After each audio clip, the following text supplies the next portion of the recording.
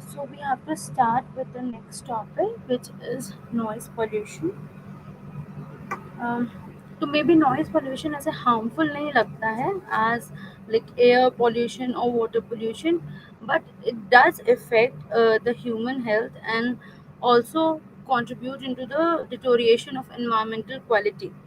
Plus like mental health भी बहुत ज़्यादा affect करता है due to this noise pollution. So basically, if we have any undesirable, unwanted sound, that is called noise. And like when it comes to decide what is a noise, like every sound cannot be a noise. But कुछ लोगों के लिए वो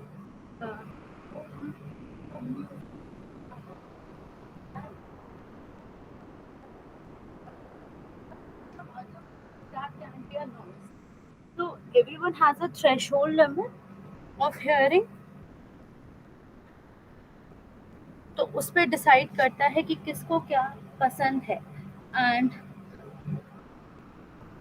like we have threshold for hearing, then we have a rustle of leaves, अगर leaves से कुछ है, broadcasting studio है, मतलब ये different levels. Like we calculate our मतलब we measure our sound in a unit called decibel. So these are different level of decibel.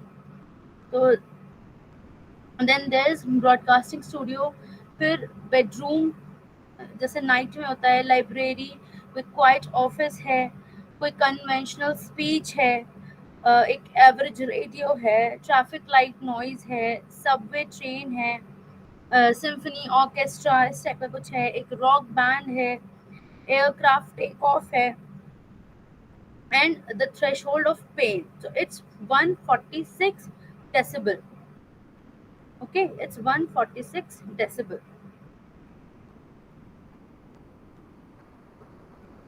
Then there are many sources जो contribute करते हैं to the noise pollution, and they both like have we have both indoor and outdoor pollution. जैसे अगर कोई factory से है, vehicle से है, लाउड स्पीकर है, तो ये लाइक आउटडोर नॉइज पोल्यूशन है. अगर कोई लाउड म्यूजिक प्ले कर रहा है, कोई इलेक्ट्रॉनिक गैजेट है, तो this contribute into indoor noise pollution. Then there's a difference between sound and a noise is of like 10 subjective and matters of sorry, it's subjective and matters of personal opinion, as we already discussed this कि एक person के लिए वही चीज soothing या fun sound हो सकता है, दूसरे पर्सन के लिए वो नॉइज हो सकता है. तो how does it effects us physically? अगर बहुत ज़्यादा नॉइज़ है, बहुत एक्सेसिव नॉइज़ है, तो वो फिजिकल डैमेज करता है to the ear, and which can cause temporary और permanent hearing loss, or it can shift your like threshold, which is called temporary threshold shift, TTS. Like people who suffer from this condition, they are unable to detect a weak sound. However, their hearing ability is usual, um, recorded. It's usual and it can recover in few months or maybe a month. Um,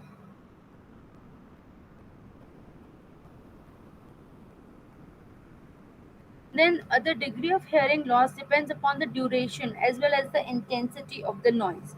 Like for example, if 1 hour of exposure to 100 decibel sound level can produce a TTS that may last for about 1 day. However, in factories with noisy machinery, workers are subjected to high sound levels of several hours a day. Exposure to 95 decibel for 8 hours every day for over a period of 10 years may cause about 15 decibels of NIPTS. And how now, like how this affects our mental health. So basically, like it cause like emotional or psychological effects, such as you can start getting irritated, you can have stress, you can have anxiety, lack of concentration, mental fatigue are the basic like adverse effect of this noise.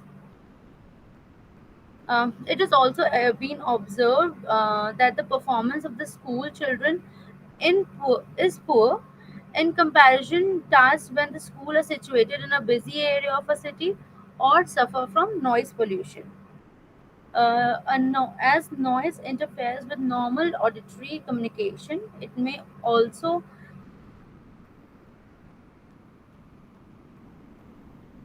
increase the rate of accidents, especially in industry. It can also lead to lowered worker efficiency and productivity, and higher accident rates at the job.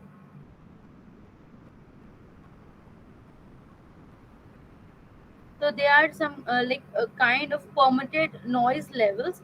Like if you have a silent zone, then you can have 15 decibel daytime and 40 in the night time.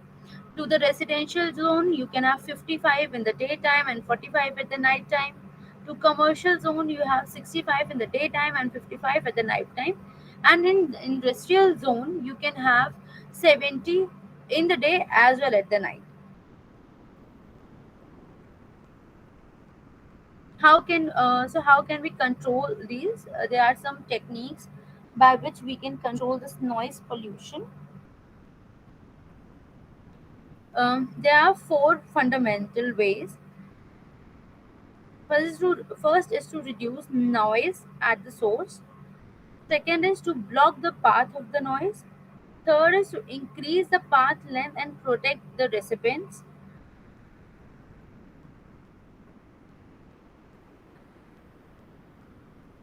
And in general, the best is to reduce the noise level at the source.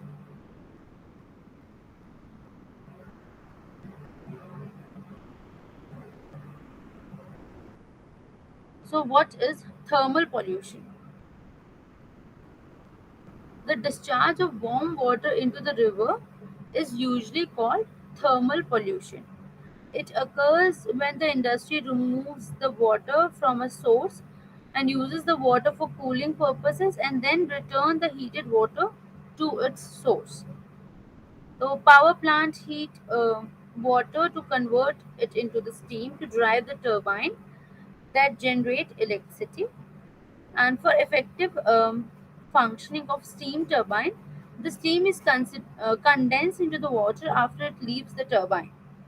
This condensation is done by taking water from the water body to absorb the heat.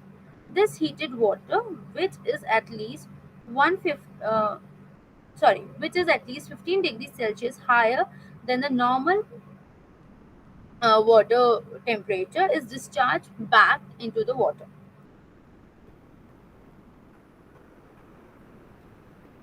So how does this affect us? So the if the like warmer temperature decreases the solubility of oxygen and increase the metabolism of fish. This changes the ecological balance of the river. Within certain limits, thermal addition can promote the growth of certain fish, and the fish catch may be high in the vicinity of power plant.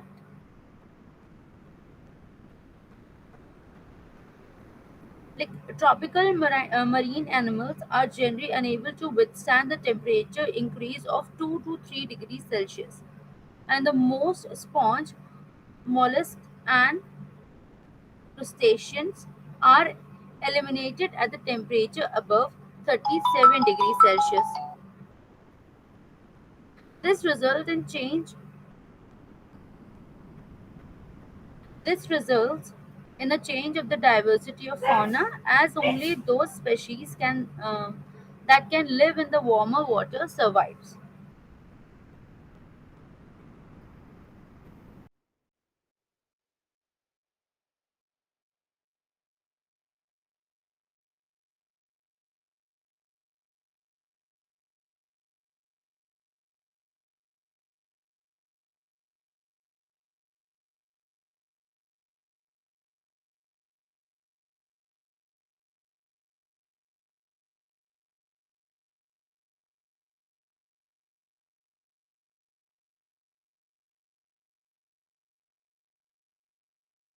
Just wait for a minute, guys.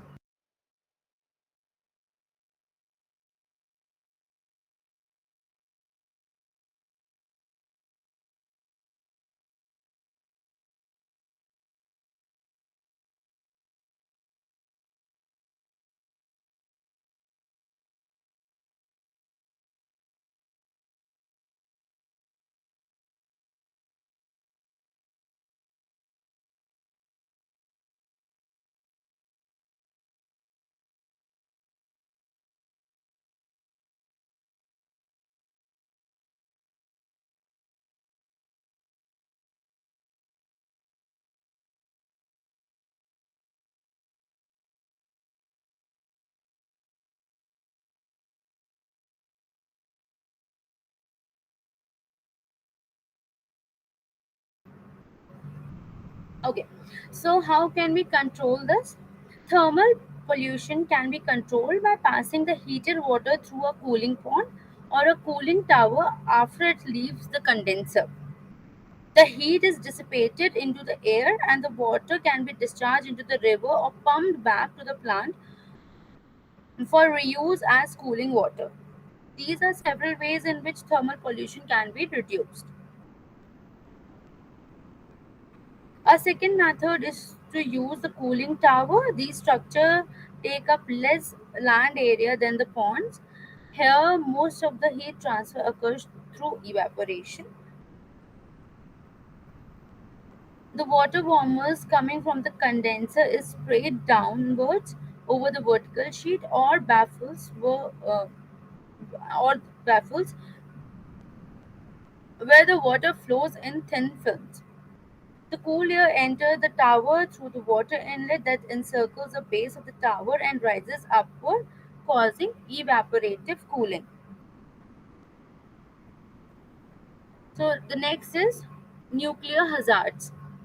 Nuclear energy can be both beneficial and harmful depending on the way it in which it is used. We routinely use X-rays to examine bones for fracture, treat cancer with radiation, and diagnose disease with the help of radioactive isotopes. Nuclear fission is the splitting of nucleus of the atom, resulting the uh, resulting the energy can be used in a various purposes. Today, however, though nuclear power is being used as a reliable source of electricity, the above statements sounds highly optimistic. Several several serious accidents have caused worldwide concern about the safety and disposal of radioactive waste.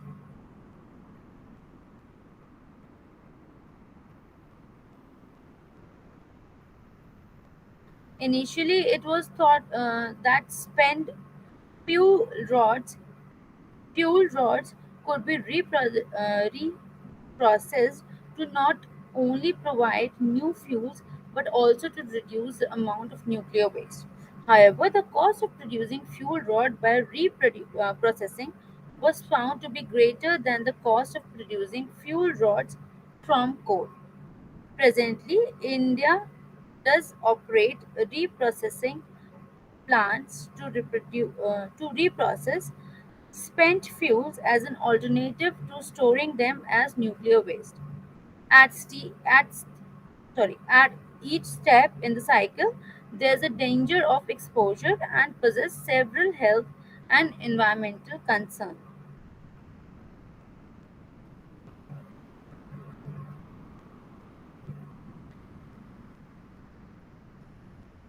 So the next topic is solid waste management. What are the causes, effects, and control measures of urban and industrial waste? Solid wastes are grouped or classified in several different ways. These are classified.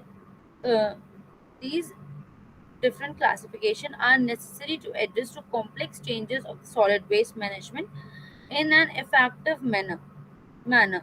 The term municipal solid waste (MSW) is generally used to describe The most of the non-hazardous solid waste from the city, town or village that require routine collection and transport to a processing or disposal site. Source of MSW includes private home, commercial establishments, and institutions as well as industrial facilities. However, MSW does not include waste from industrial process, construction, and demetal-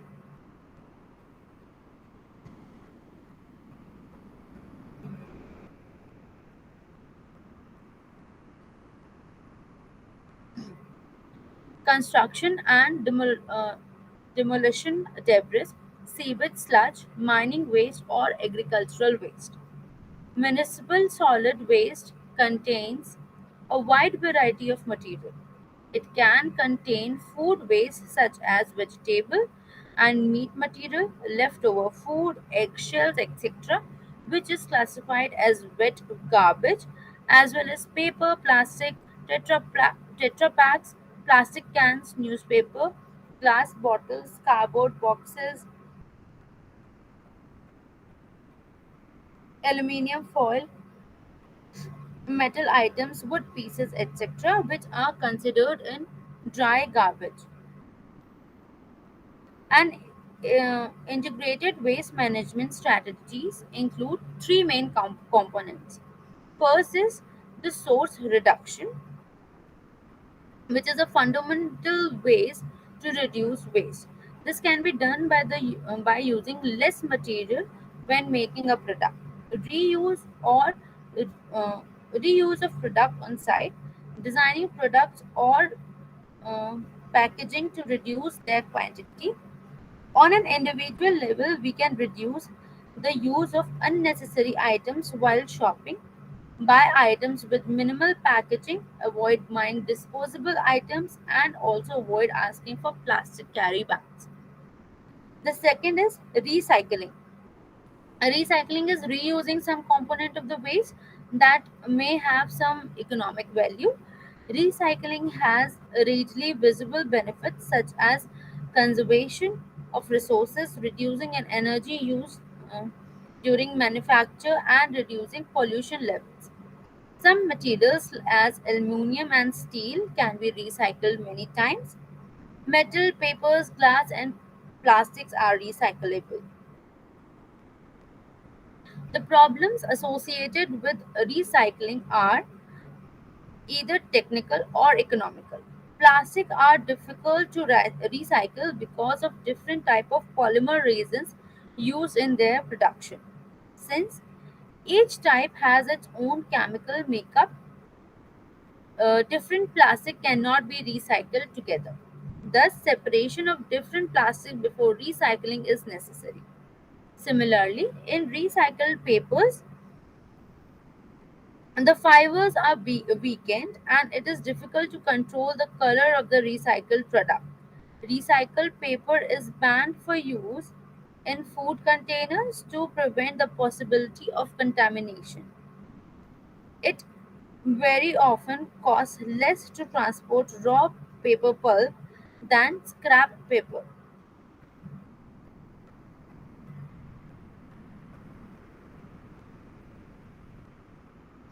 And the third is disposal.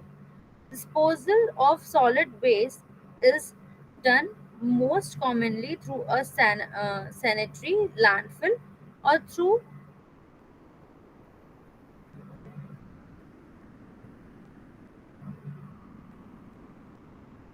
a sanitary landfill or through incinerations. A modern sanitary landfill is a depression impermeable soil um, of an impermeable soil layer that is linked with impermeable membrane. The three key characteristics of municipal sanitary landfill that distinguish it from open dumps are: the first is the solid waste is placed in a suitable, selected, and prepared landfill site in a careful, prescribed manner. The second is the waste material is spread out and um, compacted with appropriate heavy machinery. Third is the waste is covered each day with a layer of compact soil.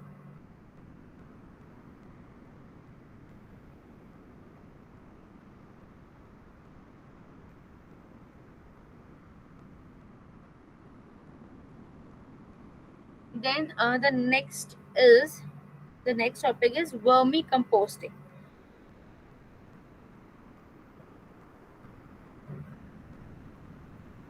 So the nature has perfect solution for managing the waste it creates if left undisturbed. The biological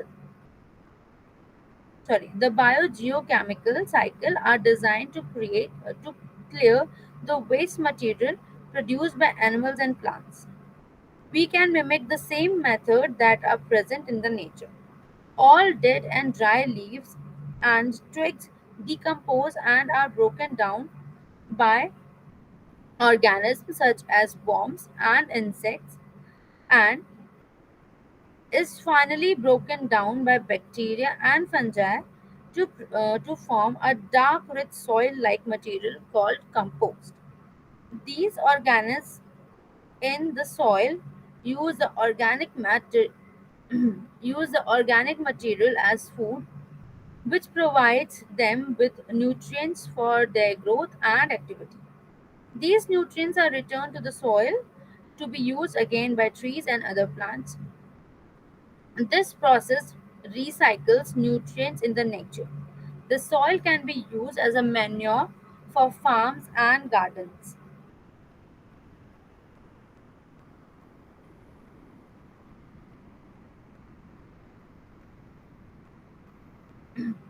Then there are some hazardous waste. So modern society produces large quantity of hazardous waste which are generated by chemical manufacturing companies, petroleum refineries, paper mills, smelters and other industries.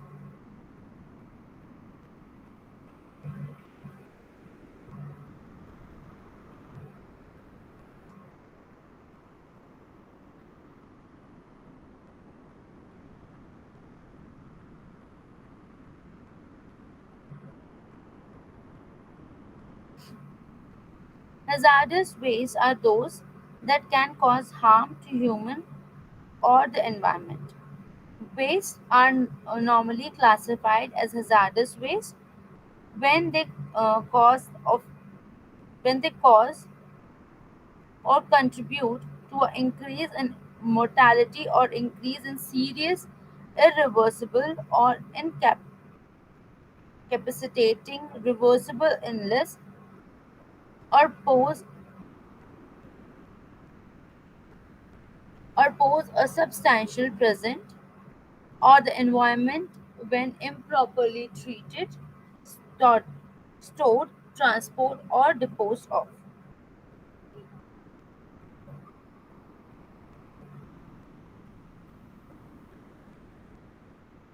So the basic characteristics are: first is the toxic. The toxic waste are those substances that are poisonous even in a very small or trace amount. Some may have acute or immediate effect on human or animal, causing death or violent illness. The second is reactive waste, which are those which have the tendency to react vigorously with air or water and unstable to shock or un, sorry are unstable to shock or heat, generate toxic gases, or explode during routine management. For example, gunpowder and nitroglycerin. The third is ignitable. So these are the waste which burns at relatively very low temperature, which is less than 60 degrees Celsius, and are capable of spontaneous combustion during storage, transport, or disposal. For example, gasoline, paint thinners, alcohol. And then there are corrosive waste, which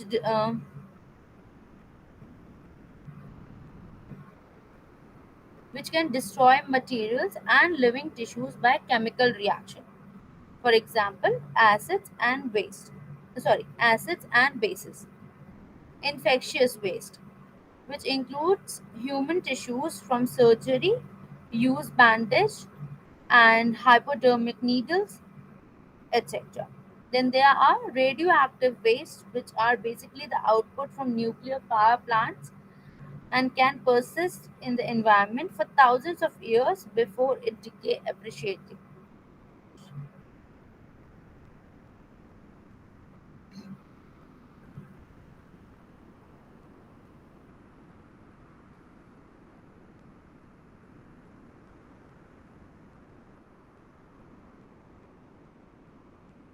Okay, so the concept that helps individual to contribute uh, towards a better quality of environment and human lives are to develop respect and reverence for all forms of life. Each individual must try to answer four basic questions.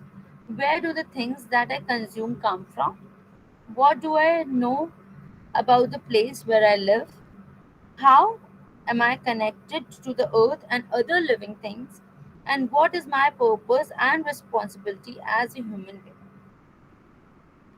Try to plant trees wherever you can, and more importantly, take care of them. They reduce air pollution. Reduce the use of wood and paper products wherever possible. Manufacturing paper leads to pollution and loss of forests, which releases oxygen and takes up carbon dioxide. Try to recycle paper products and use recycled paper wherever possible.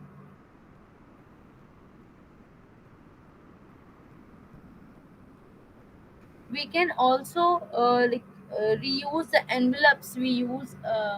Sorry, we get or receive the mail as, and we can definitely use the envelopes too. Do not buy the furniture, doors, windows frame made from tropical hardwood such as teak and mahogany. These are forest based. Help in restoring a degraded area near you, home, or join in an afforestation program.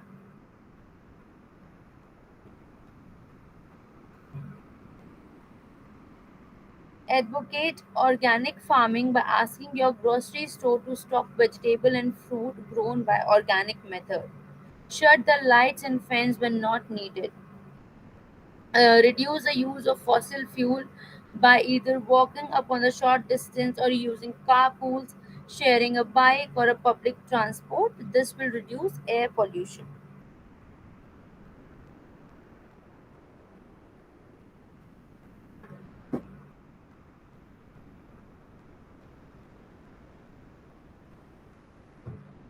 Use recyclable batteries. Don't use throwaway paper and plastic plates and cups when reusable versions are available. Choose items that have the least packaging or no packaging. Start individual or community composting or vermicomposting plant in the neighborhood and motivate people to join in.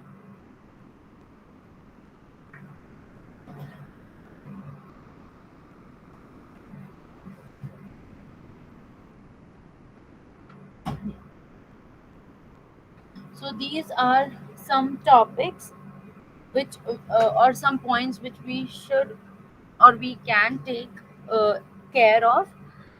Uh, our next topic will be disaster management, and we'll discuss it in our next class. Thank you for today.